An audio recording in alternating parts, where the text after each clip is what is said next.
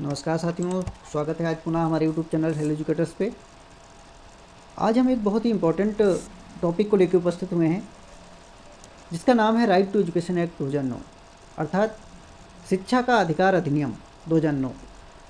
और शिक्षा का अधिकार अधिनियम लाने की आवश्यकता क्यों पड़ी, इस पर हम आज चर्चा करेंगे।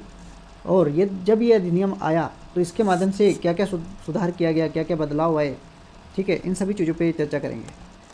जिसके अंतर्गत हम आज इन पॉइंटों पे चर्चा करेंगे। क्या है कि इंट्रोडक्शन देखेंगे, परिचय इसका, इम्पोर्टेंट पॉइंट इसके अंदर क्या क्या हैं उस पर ध्यान देंगे।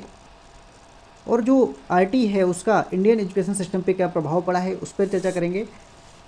और आरटी के माध्यम से स्कूल के इंफ्रास्ट्रक्चर में कौन कौन से चेंजेस किए गए उसको देखेंगे। आरटी में कितने चैप्टर्स हैं और उन चैप्टर्स में क्या क्या क्या बातें कही गई हैं उसको भी समझेंगे। जो भी इंपॉर्टेंट चीज़ें होंगी उस पर हम चर्चा करेंगे। फिर क्रिटिसिज्म देखेंगे और उसका कंक्लूजन क्या है आरटी का वो समझेंगे। ठीक है, तो चलते हैं। इंट्रोडक्शन। जो आरटी है वो किस पर बल देता है? Right to education. ठीक है, तो इसमें कहा गया है कि जो इसका एम है वो क्या है? Free and compulsory elementary education, अर्थात हम सभी बच्चों को free and compulsory elementary education provide करवाएंगे। ठीक है, और जो free and compulsory elementary education होगा वो क्वालिटी एजुकेशन के बेस पर प्रोवाइड करवाएंगे इन रिस्पेक्टिव ऑफ जेंडर, अर्थात हम भेदभाव नहीं करेंगे किसमें, जेंडर के तौर पे, कास्ट के तौर पे, क्रीड के तौर पे और फैमिली इनकम के तौर पे हम भेदभाव किए बिना सभी बच्चों को free and compulsory education provide करवाएंगे। ठीक है, जो जनरल बच्चा होगा वो 6 से 14 साल तक के बच्चों के लिए, और जब स्पेशल बच्चे की बात आएगी तो 6 से 18 साल तक के बच्चे के लिए ये प्रावधान किया गया है।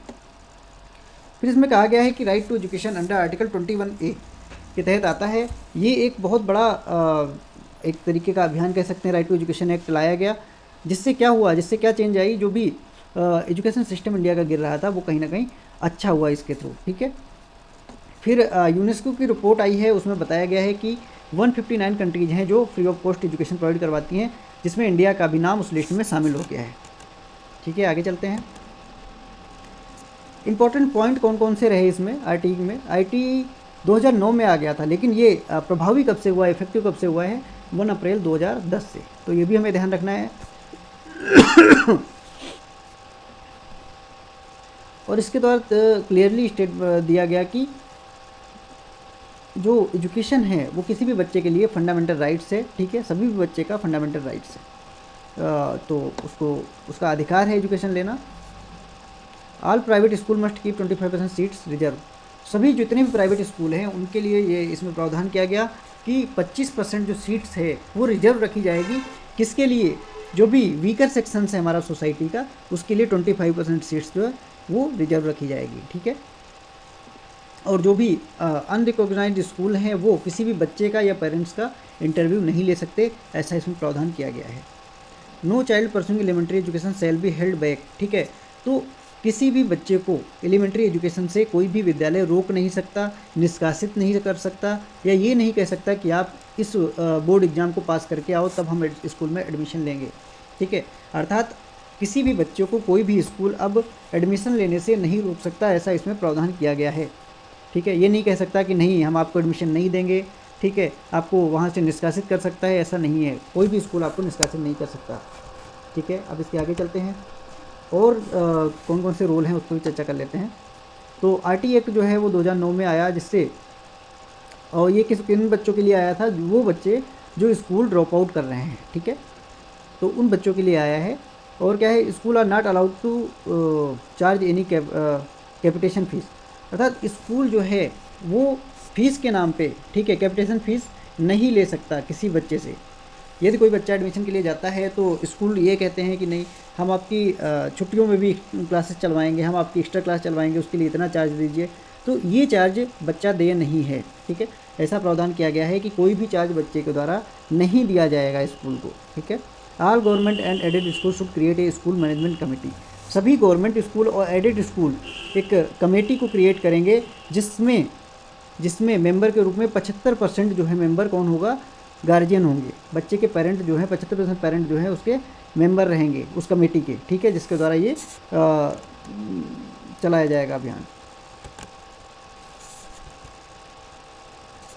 सभी गवर्नमेंट और एडेड स्कूल में एक मैनेजमेंट कमेटी जो है स्कूल में क्रिएट होगी, जिसके 75% मेंबर जो हैं वो कौन रहेगा, गार्जियन रहेंगे। ठीक है, आगे चलते हैं। हम यहाँ पर देखेंगे कि आरटीई का, राइट टू एजुकेशन का इम्पैक्ट क्या रहा है एजुकेशन में। तो इम्पैक्ट की बात करेंगे तो यहाँ पर हम देखेंगे कि ये जो रिपोर्ट हमें दिख रही है नीचे, ये किसकी रिपोर्ट है, district information system of education, इसकी रिपोर्ट है। ये पब्लिश 2009 से 2016 के बीच में क्या क्या चेंज हुआ है, कितना इंक्रीजमेंट हुआ है इसमें इनरोलमेंट में, उसकी बात करता है।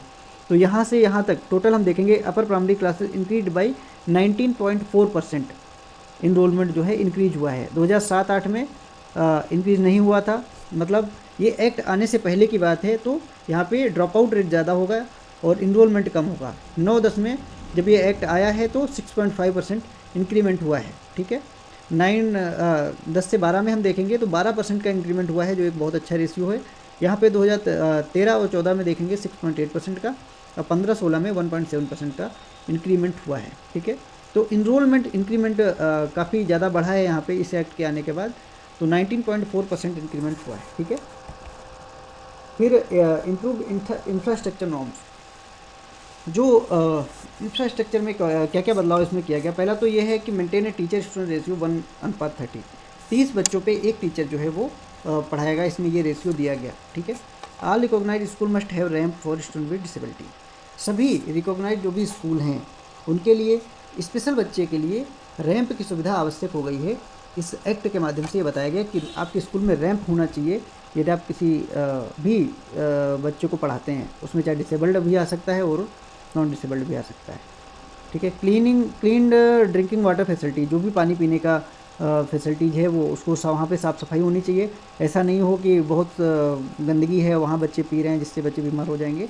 तो उसके लिए उन्होंने किया गया clean drinking water facilities provide करवाई जाए। प्ले ग्राउंड फॉर स्टूडेंट के लिए प्ले ग्राउंड की सुविधा भी प्रोवाइड करवाई जाए, जिससे बच्चे का ओवरऑल डेवलपमेंट हो सके। ठीक है, जो भी डाटा आया है district information system of education के माध्यम से, उसमें ये देखा गया कि ओनली 13% जो स्कूल हैं, सिर्फ 13% स्कूल वो क्या कर रहे हैं कि fully to complete the RTE norms, जो राइट टू एजुकेशन के नॉर्म्स हैं, जो रूल रेगुलेशन है, उसको सिर्फ 13% स्कूल जो हैं वो फॉलो कर रहे हैं, बाकी स्कूल फॉलो नहीं कर रहे हैं।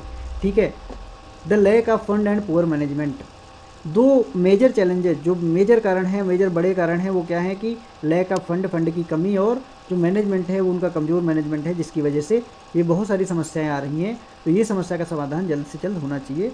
ठीक है, ऐसा कमेटी की रिपोर्ट ने कहा है। School administrator need to make the best use of the available resources specially in the rural areas, जो स्कूल एडमिनिस्ट्रेशन है उसको क्या आवश्यकता है कि जो भी रिसोर्सेज अवेलेबल हैं उसका बेस्ट यूज करे, और रूरल एरिया में, ये स्पेशली रूरल एरिया में इसका बेस्ट यूज करना चाहिए। जो भी हमारे आसपास गांव में, घर में जितने भी रिसोर्सेज हैं उसका अधिक से अधिक उपयोग करना चाहिए। ठीक है, इसमें 7 चैप्टर्स की बात की गई है, जिसमें पहला है प्रिलिमिनरी, दूसरा है right to free and compulsory education. ठीक है, इसके अंदर बहुत सारे पॉइंट्स हैं जिस पे यदि हम चर्चा करेंगे तो उसके लिए अलग से पीपीटी बना लेंगे। थर्ड हमारा चैप्टर है duties of appropriate government, local authority and parents. Fourth chapter है responsibilities of school and teachers. Fifth chapter है curriculum and completion of elementary education. फिर सिक्स्थ है protection of right to of children. फिर seventh है miscellaneous. तो ये सारे यदि चैप्टर के अंदर की बात की चर्चा करेंगे तो वहाँ पे अलग से एक पीपीटी बना लेंगे, नहीं तो ये पीपीटी बहुत बड़ी हो जाएगी।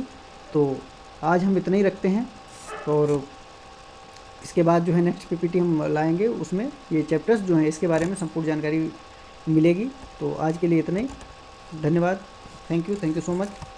वीडियो अच्छा लगा है तो लाइक कर सकते हैं, कमेंट करके बता सकते हैं। Thank you.